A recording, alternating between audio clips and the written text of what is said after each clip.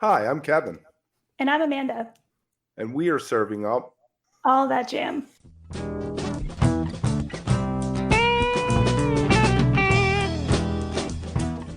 A lighthearted look at the weekend jam bands.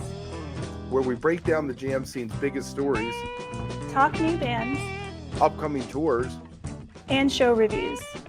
A little laughing, some hot takes, and an always positive message for the community. The Bob Bralove interview.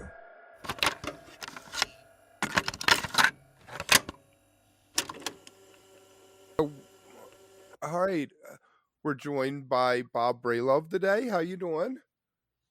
Great, thank you.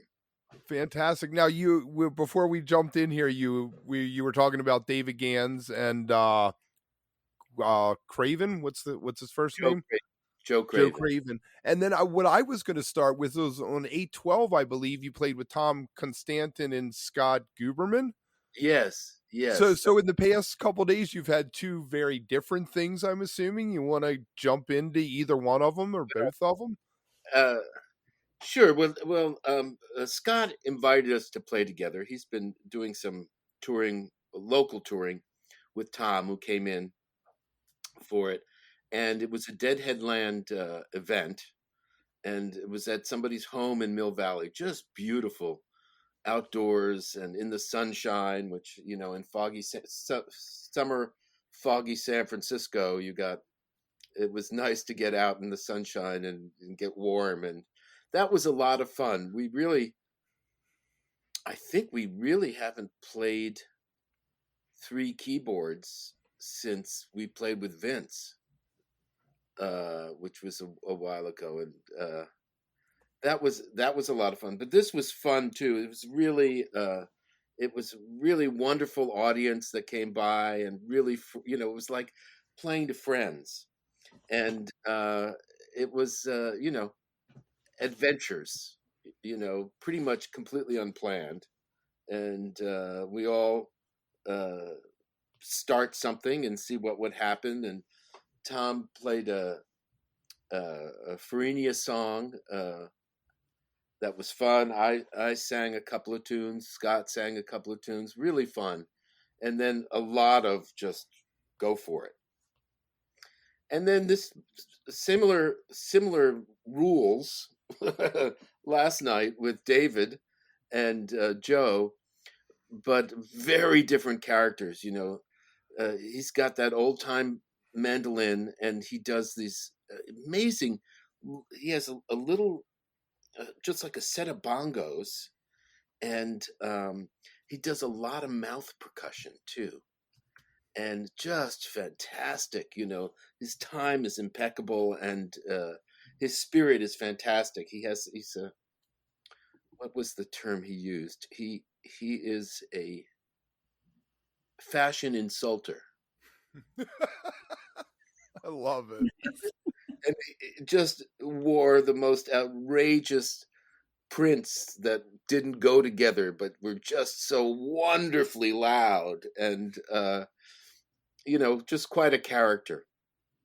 And he's got that old timey thing, and he's got that bluegrass thing, and very different for me. But there was one point where I got into this atonal kind of a 1960s classical kind of sounds, and he just dug in with that violin. It was brilliant, really fun. How do you, when you're working with more conventional instruments against the electronic soundscapes, what is the process with that in order to make it sound cohesive? Listen. Makes sense. I like it.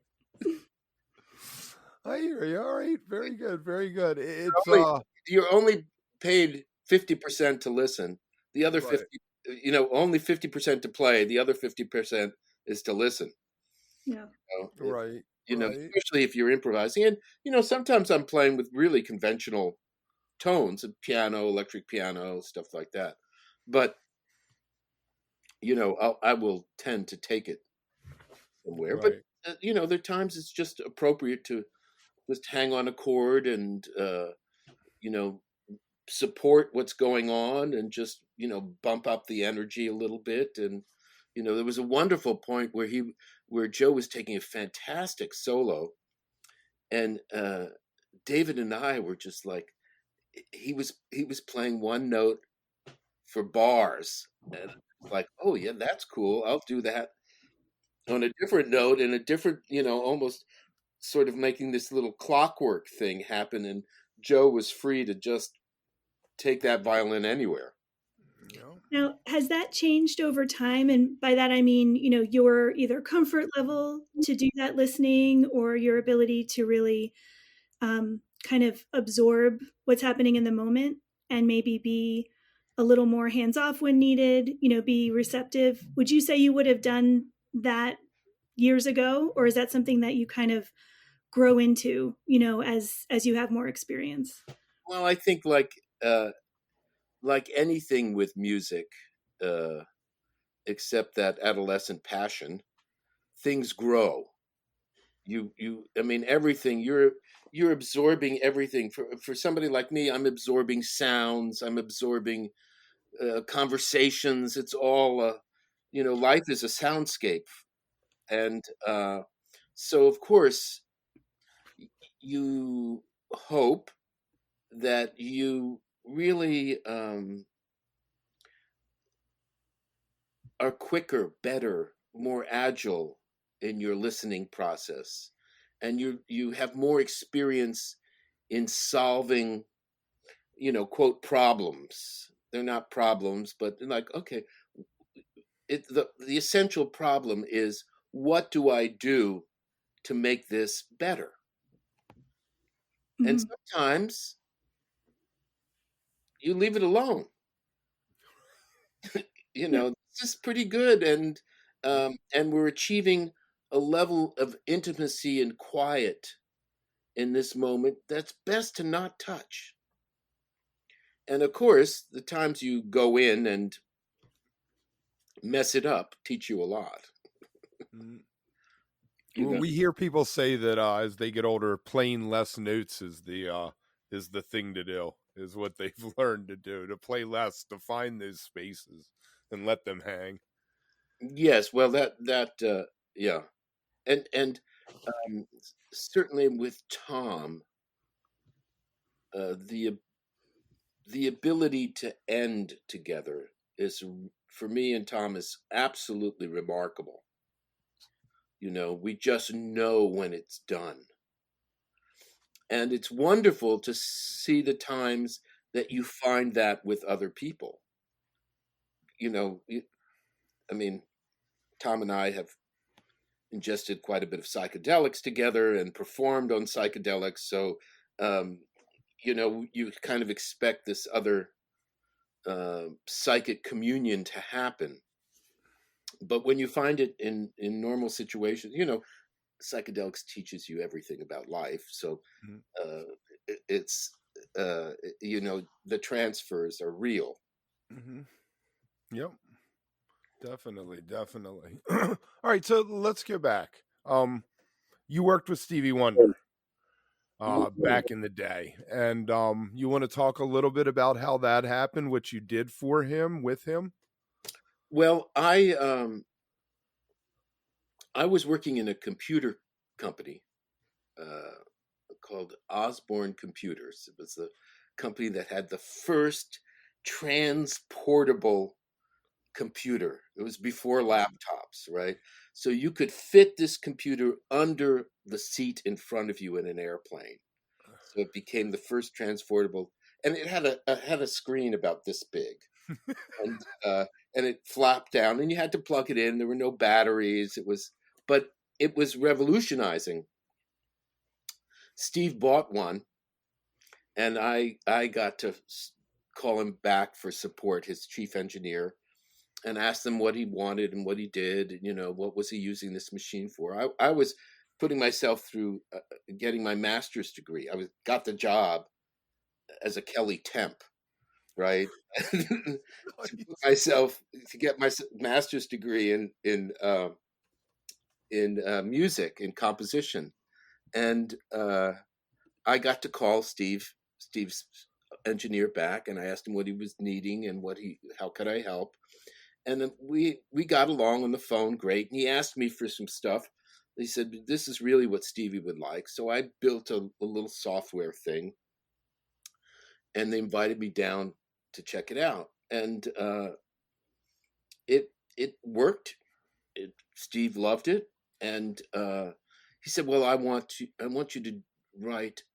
What I really want is for somebody to make my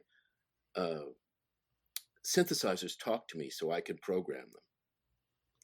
And he hired me to do that. And of course, I had to learn the synthesizers to do that. So I would go down to LA and hang out and operate the synthesizers and try to figure out what was needed. And I'd kind of do that when he wasn't working. And he'd come into work, and he usually came in late at night, and I'd finish up pretty quickly, but he'd hear me doing stuff. And then one day he said, "Bob, why don't you hang out for the session? I think we can use you." And so I started programming for the session, and that kept going. And he kept asking me, and then one day he turned around and said, "Maybe you would you be interested in going on tour with us?" So I was in at that point, Right. and I spent 8 years with him programming his synths and working on the records, working on the tours, kind of a similar thing as the way the Grateful Dead started. And then there was a new Kurzweil keyboard, the Kurzweil 1, I think it was, and Stevie ended up with serial number 1 because he and Ray had conversations. Ray's father was a composer, and so Ray was trying to get a realistic piano sound out of the Kurzweil. Also, many other beautiful sounds were in there. And so I started working with Ray and things like that. And then I found out that this guy in the Bay Area, Merle Saunders, was doing a demo for the Kurzweil. So I went to that, and I met Ray. And then a couple of years later, I was doing a Grammy show with Stevie, Herbie Hancock, Howard Jones, and Thomas Dolby. Nice. And it was all synthesizer stuff, and it was all over the place. And we actually did the night before the show, there was a rehearsal at Wonderland Studios, and we did what was it? Bloopers, one of those blooper shows where we lost all the information that Herbie needed, and it was just of course I was trying to work, and all this stuff was happening on top of it, so I was a bit frustrated. And I remember, I had to make sure that there was a convincing loss of data. So I just said, "Oh shit, oh fuck," and somebody leaned over and said, "Bob, you can't say that."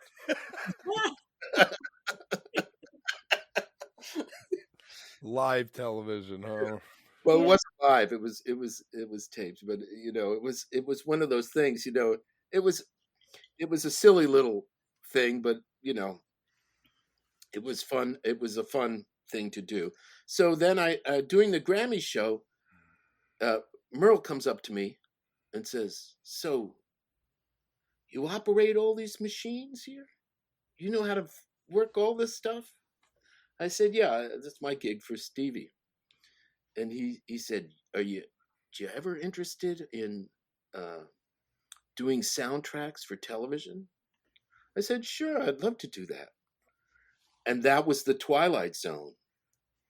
So that was the first time. I mean, I saw the Grateful Dead when I was in high school once, and I had Working Men's Dead and American Beauty, but was not.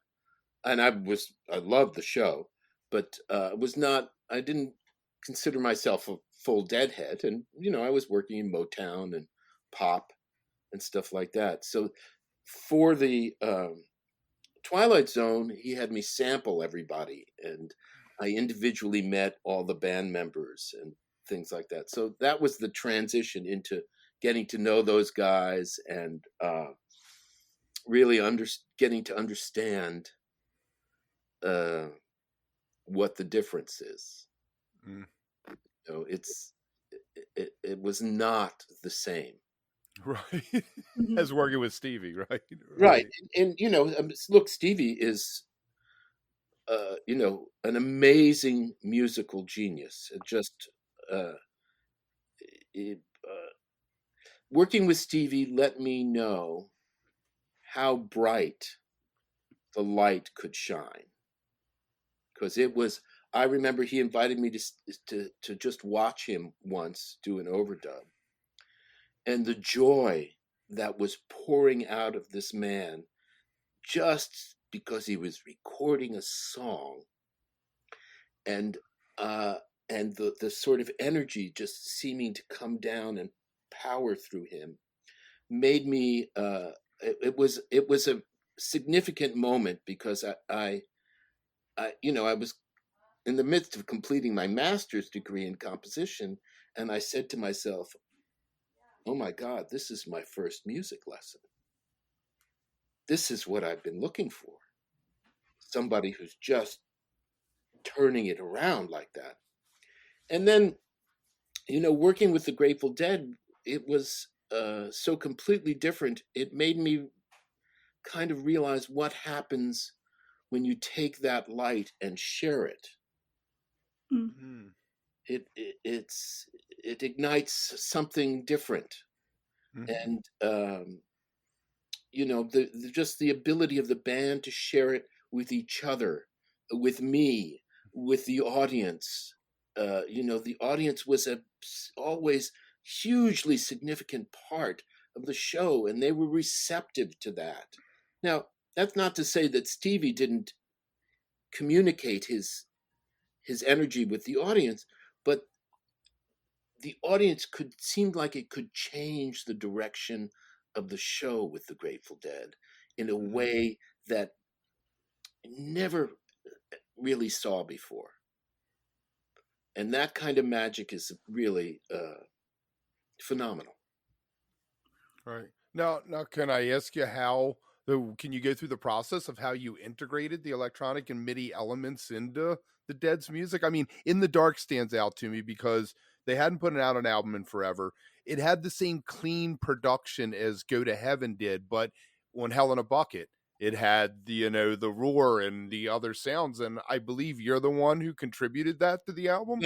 I helped contribute at that. Certainly, that was Mickey's inspiration, and a guy named Jeff Sterling did a lot of the certain recordings. He was brilliant working with Mickey, and but you know, those were Mickey's ideas. But yes, I was contributing. I think um, I think for me, the first thing um, the first thing I realized in working with the band was that um, everybody needed to have their own musical universe.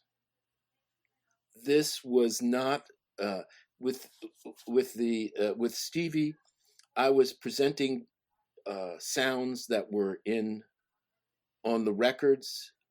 If somebody else was playing the sound, I was feeding them. I was making sure they were connecting to those sounds, and it was a whole thing. And I thought, boy, these guys see music very differently, even though they have this shared vision. The music that individually, so I had to make sure everybody felt like they were in control of their own sonic universe, and then get into how they see what they wanted, what was needed. Of course, it started um, with Brent because of the Twilight Zone work with with both Merle and Mickey, which was extensive, and the reason they called me back to work on the record was I'm sorry, I lost my sentence there. But that work, they called me back, and I would say, for me, the moment where I felt like they wanted me as more than just hire him for the day was A Touch of Gray. Okay. There's that sort of a little bit of a club, almost calliope sound at the beginning you hear. And that was a part that Brent was playing and was very, both Jerry and Brent loved the part. And he was trying it on all these instruments and never found something that made them happy. And they'd ask, up to that point, they'd ask me for a sound. I'd try to produce it as whatever they wanted, and they'd say yes, and then they'd try the part, and it didn't work. And so when they were exhausted, I said, well, don't want to interfere, but I've got an idea. And I came up with that sound. Brent played it. That when they, tracked it, Jerry and Brent looked at each other and said, well, that's it. And I think that was the first time that they realized I could contribute on that level. And then they kind of welcomed me. And it was really, we had that, and then they asked me to go on the road to make those sounds happen for them on the Dylan Dead tour. And then at the end of that, it was it was a trial period, I asked for a little money so that it was all, I wanted to explore this. And at the end of that trial period, I went to a band meeting, and I said, well, the trial period's over. I'd like to still work with you guys, and let me know what you think. And everyone went around the room and said, I'd like to use you. I'd like to use you. And the last person was Billy, awesome Billy Kreutzmann. And he said, well, I'd like to use you. So hang out as long as you're having a good time. That was the only job description I ever had. Wow. And I did. Can I would love to maybe take some of what you just said and broaden it a little bit to electronic music and, synth work in general. So for me, one of my kind of all-time musical heroes is Giorgio Moroder. And I was a big Italo disco fan, and he's like the jumping off point for that in some ways. So, through that kind of got to know everything else, all of his many accomplishments. And I had read at some point that for not only for him, but others in that space, that, for them, electronic music in general, it doesn't need to be cold or like clinical. It can augment the human voice or even make machines feel even more human. So that's kind of existential, I guess, but I really enjoy reading about this. And I'm curious what your philosophy is on that. Does it go like that deep, or is it more, the sound itself is amazing? Because it really is such a different way to think about making music compared to, acoustic instruments. Like, does it do something for you, or do you have any feelings on what it could do? My consciousness about sound is pretty wide open. So one of the major differences between acoustic instruments and electronic instruments is that the overtone series that the instrument plays changes with the touch. If you play a violin loud, it's different than if you play a violin soft. If you add vibrato, it's different. The sound is, the quality of the sound changes. So the acoustic performer is dynamically interacting with that in a very natural way because that's what the instrument that they're playing. With synth sounds, you are adding overtones to create that, whether additive or subtractive synthesis, digital, analog, you're creating a structure that, if too complicated, is is the only thing you'll see through. You can't see through it, which may be desirable. It could be a wonderful thing. And if it's too thin, it becomes a sine wave, which is also usable. So the whole thing is open. So if you are the cold electronic music has its place. Everything seems to me, if it's expressive, has its place. None of it has to be one way or the other. At this point in time, we have so much flexibility. You can set up modulations of the tone that you can't see the clock. You know what I mean? You can't see it modulate. So it has a much more natural feel, or actually more acoustic feel. And so that the overtones are changing, and you can play it, and the touch sensitivity. So it never occurred to me that any kind of music has to be cold or it has to be warm. It's really about connecting to the spirit that you're trying to translate into sound. I think when Giorgio Moroder was starting out in this, it was much more difficult to make it sound natural. And he just went right for that boom. He could go, okay, I don't have to make this cold. I can figure out something that will do this and warm it up. And of course, a little easier to do that with analog synthesis, which is what he started with, because the subtract thing, you're starting with such a rich tone and pulling stuff away to carve out what you want. And with the additive synthesis, you're adding individual tones. You can easily mock up a flute sound, but does it sound like it's a flutist playing? Does it make it feel like I've changed the end of this phrase with my breath? Yeah. And you get that. You certainly get that in some of his stuff, and you get that in all sorts of places. And I think right now it's really amazing. Now, at the same time has moved to machine clocks in a lot of music.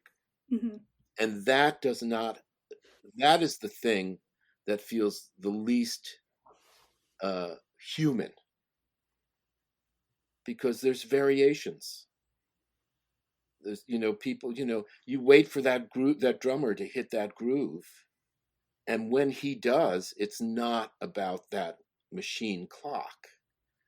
It's about how he's feeling it with the bass player, and the immense amount of variation that's happening in the touch of the drums, in the timing, in the personal accents that this person has developed over time. And the thing is, when you listen to an old 60s record, a Ginger Baker, Cream, Ginger Baker is not playing parts. He's always Ginger Baker. He's always ready to surprise you, always, changing something up with, it's always, you feel like there's a person over there playing that part. And that is a pretty exciting thing. With the push of dance music and stuff like that, these parts have become slightly automated. I mean, who would have thought that we would go back and listen to disco and think, "Oh, how charming! It was a loop, not a Mm. not a machine." you know, Yep. Yep. you know, there's some feel in there, Hmm. and of course, the brilliant drum programmers can pull that off with Mm. the machines. There used to be um, a, a, a machine that people would sometimes use. It wasn't used that much in the industry, but it came around. It was called the Russian Dragon, and it you would put sync in the machine, and you could push it forward or backward. Hmm. So you could push the kick up if you wanted for the chorus, and pull it back for the verse, and you'd have that anticipation, and it was somebody realized we needed it, and Uh, so let me ask you, where are you on AI creating music? well, I'm not sure.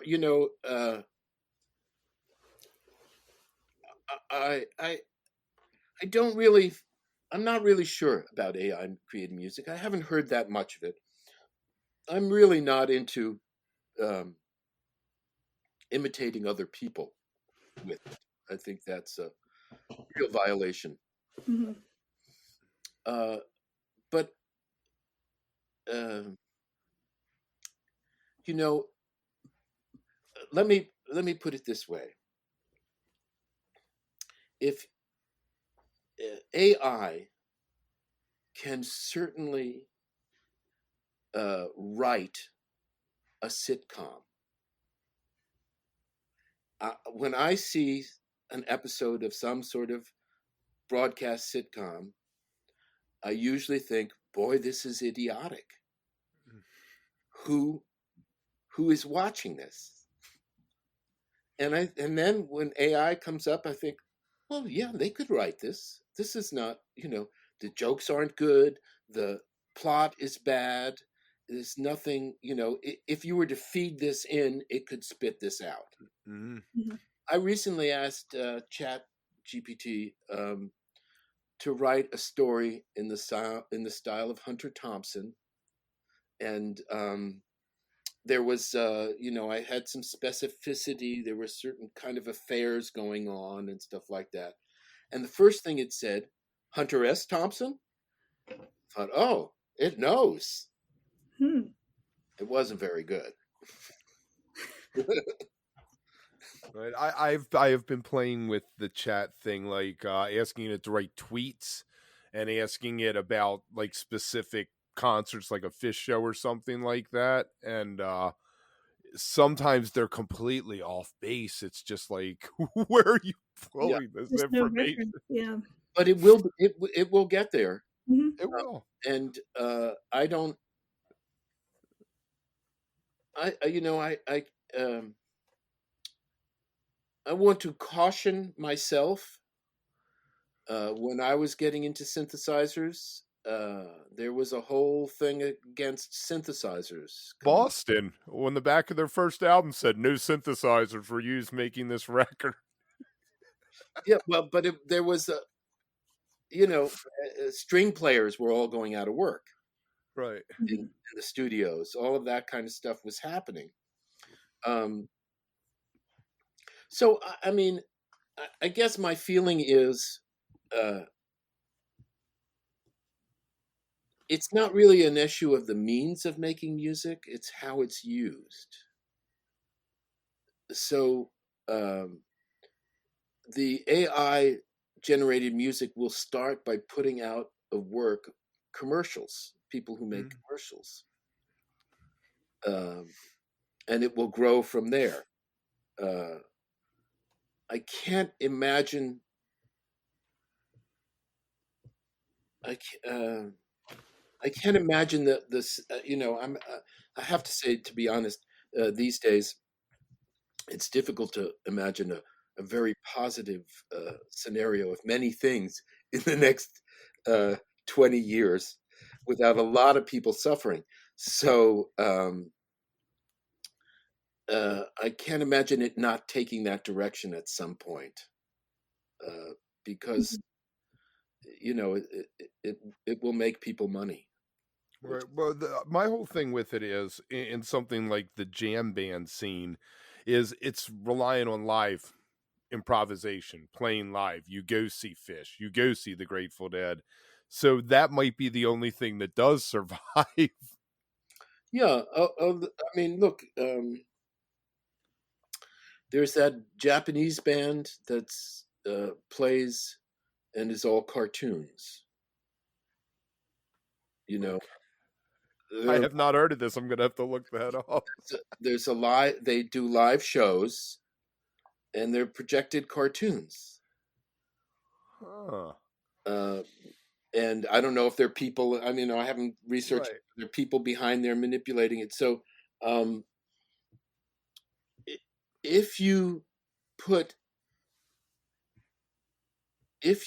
enough sort of receptors in there, so that somebody in the audience does something, they respond to it. Mm-hmm. And if you say, okay, I'm not going to make this music with one brain, one computer brain, but have various. Mm-hmm. I mean, who knows whether a computer jam band will happen? That's crazy. Now you got me really thinking there. It's the possibilities are endless. I think so. It doesn't have to be an all or nothing scenario, which I think is because something when it's new, it's harder to think of what the nuances of a technology might be, versus it just taking over, which is kind of where a lot of people are now. And I work in the ed tech space in education technology. So maybe for me, and I have for a long time, so maybe my mindset is a little different. I'm more curious, and I do believe in the ultimate benefit if we learn more, figure things out. But I could imagine, yeah, that there was a time when something like a synthesizer or Lynn drum kit, Prince used to use all the time for different things. There are going to be a lot of thoughts about those new kind of emerging technologies until they just become a little more known and commonplace in some shape or form. But I would, I mean, certainly in ed tech, the potential seems tremendous, right? For have somebody that's computer generated to help with anything. Um, just because people stop becoming afraid of these things doesn't mean the reason for their fears has gone away. Of course not, but they Uh, know more. yes, but Hopefully. well, they're more reliant on it. Right.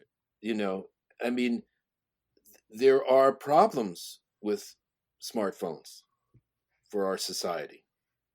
Definitely, there's issues. As wonderful and beneficial as they are, those issues still exist, Mm-hmm. and they're mounting. We haven't really solved them yet, but I think the thing is that with every new technology enters with a set of fears and a set of uh, sort of altruistic expectations, and that's wonderfully real. The fears and the expectations at the same time. But usually, what happens is to me is seeing what makes money. Right. No, of course, yeah. That drives everything. That drive Welcome to late stage that capitalism, huh? that will that will not that will not have altruistic expectations, and it will assuage fears. Right. Brilliant. I like it. I like it. A lot to think about with Yeah. that. All right, let's pull it back to something a little lighter. You got to write some songs with Bob Weir, and you got to write a song with Vince Welnick, Picasso Moon, Easy Answers, Way to Go Home. Can you talk a little bit about how it was to work with them on these things? Oh, I mean, you know, they're brilliant. I mean, Bobby, I mean, I just saw him do these San Francisco shows, and wow, Hmm. you know, just fantastic. And uh, we did actually the first one of the first things I did was a tune with him and Barlow, which was called the Photon Bop. It never saw the light of day, but I remember hanging out with Barlow when he was sick, and he was saying, "Oh, that was a good song, man. That was a good song. We should get that going again." Um, it was very fun. It was, you know, uh, Vince. It was a very different experience because uh, Bobby has this uh, warmth and depth to his approach, and it is so it is so strong. I feel like in some ways, um, it was really just about supporting that vision. I mean, Bobby was jamming to this drum groove that I put together, you know, in his home studio, and he hit that da da da da da da, and I looked at him and said, "Bob, I want to hear that again." and and he goes, "Oh, okay." He hit it again, you know, and he was doing all sorts of other stuff, and you know, that was wonderful. But that just hit me as the beginning of a song. Hmm. And then Barlow was hanging out, and you know, came in with the ideas for the lyrics, and it kept developing. And uh, Bobby has just this amazing harmonic sense Mm. that, you know, he just knows where to go, even if everything in your sort of theory mind says don't go there. It doesn't matter to him. He's there. He Hmm. hears it. He's there. And so his, you know, something like, I mean, I didn't work on this, but the victim or the crime, Hmm. it has this huge, huge movement, and it's a half a step away. You know, it's very close. It doesn't go to the 5, it doesn't go to the 4, it doesn't go to the 6, it doesn't go to any of the traditional places. It just sort of drops down, and you're in the water again. And that, you know, his ability to do that, and you know, you look at his, a lot of, you know, something like playing in the band, and uh you see these voice leading things that are his hook. They're inside. They're not what the band is playing necessarily, but they're these little creepy crawly lines that move back and forth and land you in these unexpected places. It's just so wonderful. Um, and then and then you see the band. I mean, in watching Picasso Moon come to life, you see the band kind of picking and choosing its place to respond to those lines. And of course, the lines are based on these chords, and he's, you know, giving you all the information. But the way the response, you know, and then you know, Bobby has that opening line, and then the response line is from Brent. That's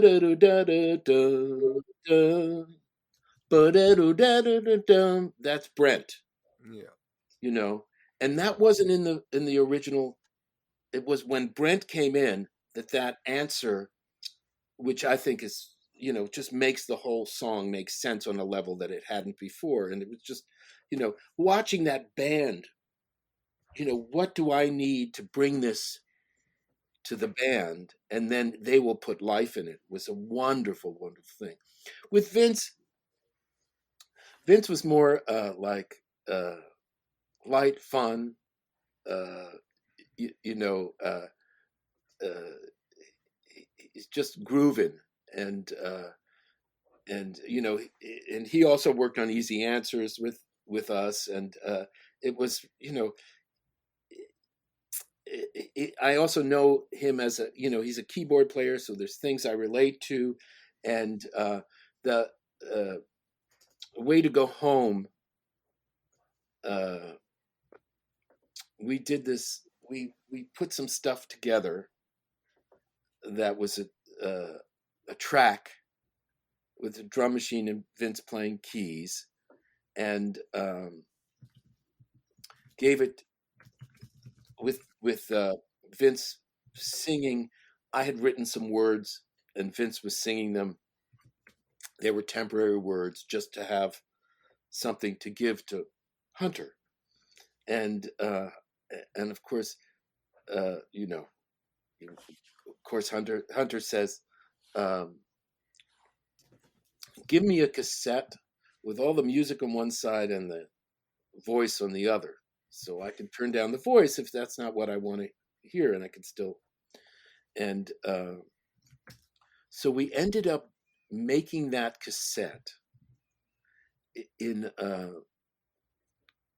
in a hotel room in Cal Expo, where I had like two cassette players and a microphone for Vince, and it was just a little shoddy thing, but at least it was done, and and Hunter does his magic, you know, the um, yeah, I mean that uh,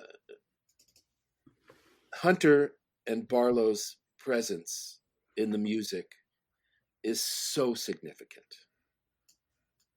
Um, I'm learning to be a words person now. Pretty much in my experience with the Grateful Dead, I wasn't that focused on the words because my sounds were being played and I had to see what was going on. But sort of pulling back from that and now performing and singing and figuring out what to do, you wonder, you're like, oh my God, how can um, I like to I like to think of lyrics as each each verse has to have the same lighting. The shadows of the words have to fall in a certain way. Um, and Hunter's ability to hit a word that just casts the perfect shadow over the verse is just phenomenal. No one else, no Yeah, one like him. yeah, it's just amazing. Yeah, he's the only non-musician, non he didn't play live with the Grateful Dead as non-musician. I mean, to be inducted in the Rock and Roll Hall of Fame. Oh, right. Wow. He's just the lyricist. That's what he was inducted as, the lyricist for the band.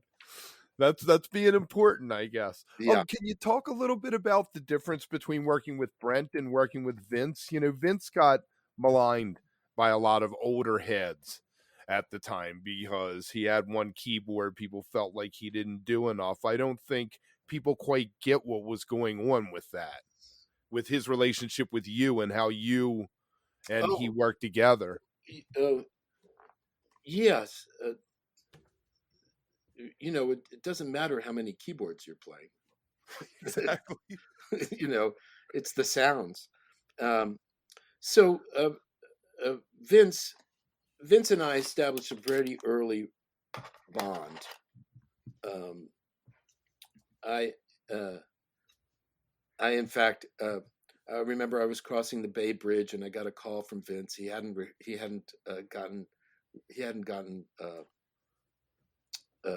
to audition yet, and he was preparing for this audition, and he was tense about it. And what should I do? And I said, well, the way it's going right now is everybody says you can bring in your own instruments if you rather play that, or if you want the band's instruments, you can use. I'll set up Brent's rig. You can do that, and And he was tensing up, and I said, "Hey, whatever happens, these guys just lost a brother. They don't want your tension. Mm-hmm. Come in here with some joy." And he really took that to heart. And he thanked me many times for that comment. And so he said, set up Brent's rig.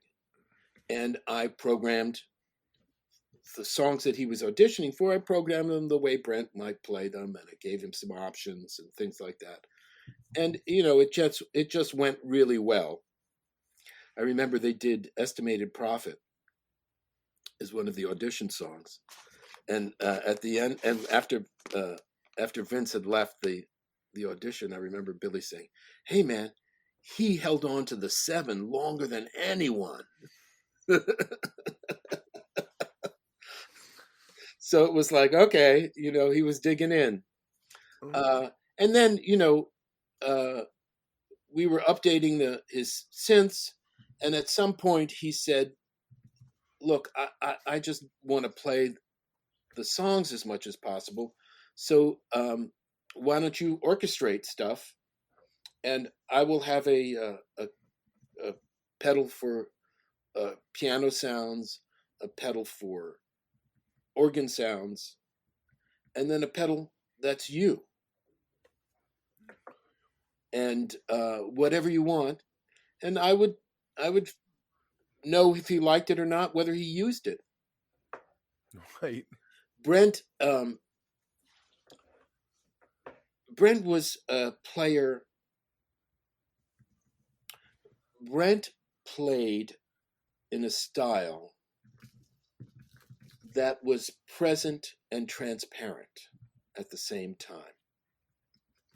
You could hear everybody through him, and you knew he was there. He would do some subtle stuff. He would play through a tune, first verse and chorus, with an electric piano sound just straight. And then he might come back and do the next chorus with chorusing, the processing on that piano. So then all of a sudden it becomes watery. And so it just shifted the feeling as it kind of grew, and the tone would grow, but with that very subtle kind of thing. And then at the same time, you could blast your horns over on top of the organ and, do all that kind of stuff. But for me, that transparency was very magical. That you could be that present and hear everybody through you is a tough thing for a keyboard player, because you're sort of trained to do these chords in a certain way, which I think Vince did. He played those chords, and I think Vince was in a tough position coming in. Jerry was on rough at times. Mm-hmm. In those days. We can say it now. We're far enough away. We can say it.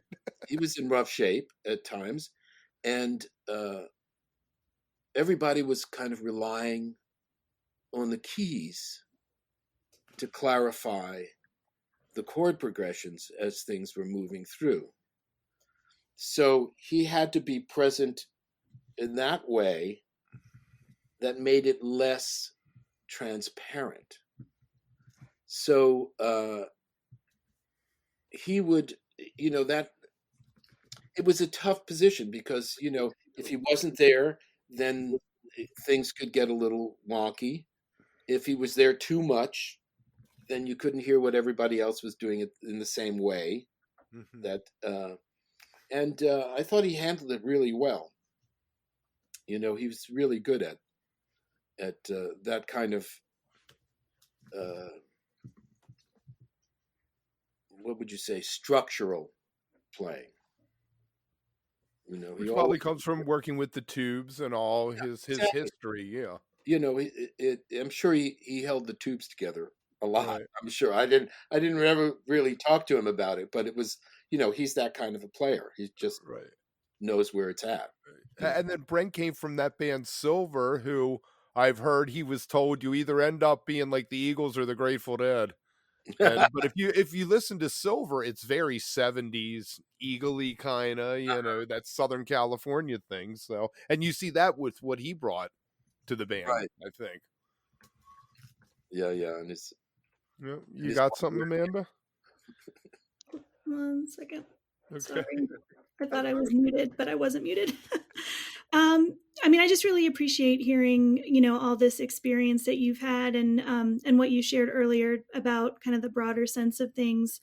Um, you know, in the time that I know we've got left, I don't want to take up too much of that because Kevin, I know that you've got a lot, but I think for me, just navigating the different eras of a band like the Grateful Dead is one of the most incredible opportunities, but also probably something that's kind of interesting to think about.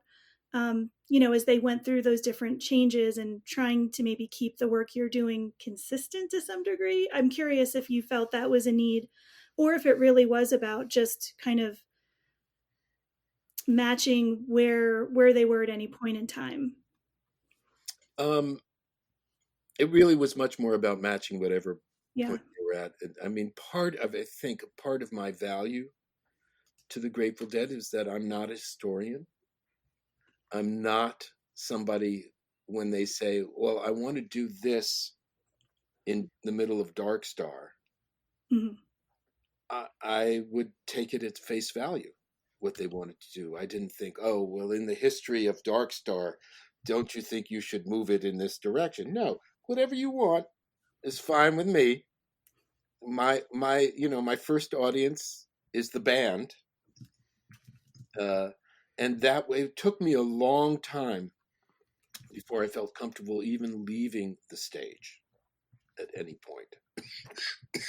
I mean, even during the breaks, there was a lot going on for me, a lot to keep track, and uh, that thing about technically, this is kind of maybe a little too technical. Um, the Grateful Dead required that the sounds that they were playing were clean from 0 to 100. There wasn't just a small pocket where those horns had to play, and if it got below that level, didn't matter if it's dirty, it wasn't going to be heard. Right. You had to be able to drop a pin next to those sounds. So my focus was really about uh, making sure they had a sense of play with sound, that they were turned on by it, and that it was easy to play and that they could control it. It was part of their universe. If there were lots of people suggesting things. I kind of have to have this conversation with everybody I work with. It's like, you understand the instructions about the music only come from you, right? I'm not listening to your cousins. I'm not listening to your family. It's just coming from you. And of course, everyone says, yes, don't listen to anybody but me. But I need to have that explicit communication. So it really wasn't. I never came at it as as anything much that more than I want to make you happy. Yep. And I have no vested interest in where this band goes or where it's coming from. Of course, as the magic unveiled itself, you have to figure out, wow, how did this happen? This is amazing. I used to not like New Year's Eve shows that much Mhm. because audience had too much power. It would just change the show at some point. You know, it was just so much about the audience. Now, they were great shows. The experience was fantastic. But musically, for me, it wasn't the dance that usually happened. It was overpowering. You know, like this member of the band is too loud. You know, but you know, it was just my personal thing. But you know, Bill Graham tossing joints out of the flying Right. sky. I mean, who can resist that? That's so fantastic.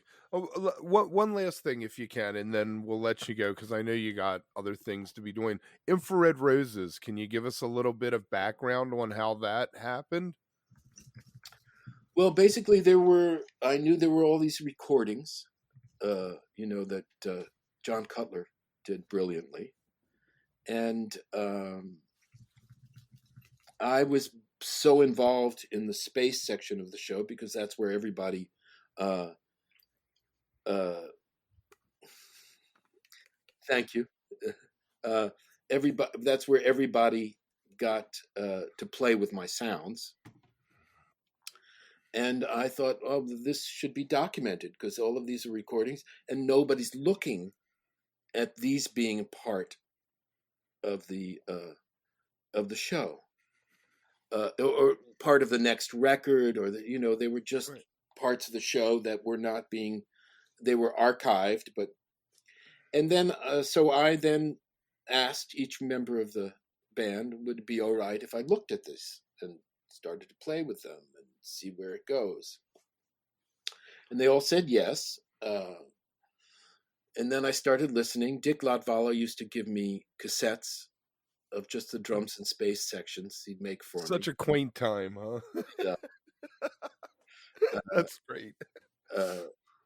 And they were, you know, I would listen to them and take notes and, you know, do stuff like that. And then I quickly realized that for it to be a kind of authentic as a producer, I had to do it only from shows that I was around for. Just because I understood those shows. There might have been something going on in the previous shows that I was not aware of, and so I didn't want to manipulate that in the wrong way. And then I found these sections, and I'd make notes on these sections, and I began to realize that some ideas, musical ideas, would be explored over the tour in space. And so the very first articulation might be that perfect, is this where we're going? And then, but the answer to it might be 3 shows later. So then I started cutting them together to make sense. And of course, you know, there's such brilliant musicians that I could do it kind of seamlessly. And most of the times where you think I edited something, no, Jerry's switching a sound. That's live.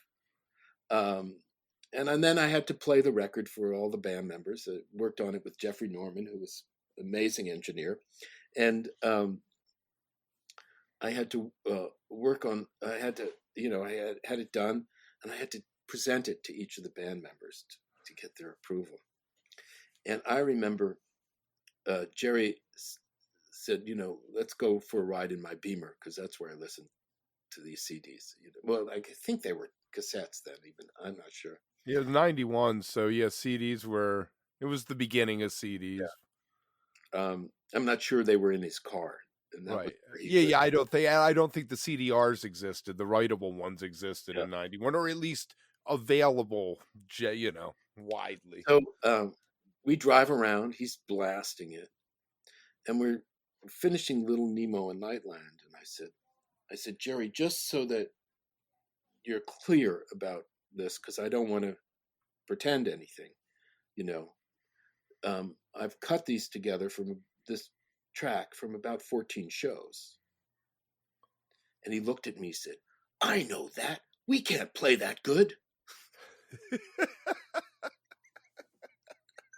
Love it. He was always a real one there. Yeah. Man, so great. He So did play that good. That's how it happened. right, well, real quick, we touched on Bob, we touched on Vince and Brent. What was your relationship with Jerry like? What was it like I mean, I can't imagine, as a fan and just watching him, seeing interviews, he just seemed like magnetic, I don't know. What was it like working with him, being with him? Well, it's awesome. It was awesome. He's sense of humor, able to laugh at himself and everything in the world. He was grumpy at times. Mm-hmm. It was, but the level of brilliance and the casualness of his brilliance was stunning.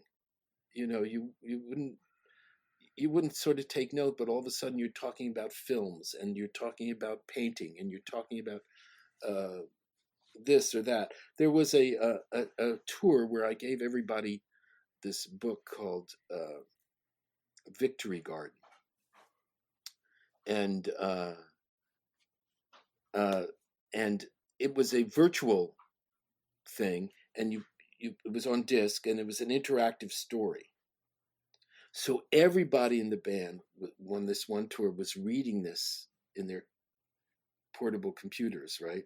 And everybody was in a different time with different characters and different, and you just click on something and go in that direction. And, Garcia just jumped on it. He's just like, boom.